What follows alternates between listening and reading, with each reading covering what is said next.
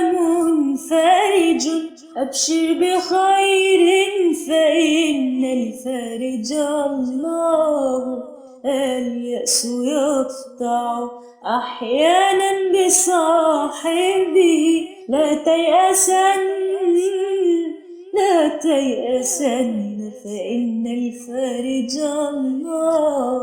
إذا بليت فثق بالله وارضى به، إن الذي يكشف البلاء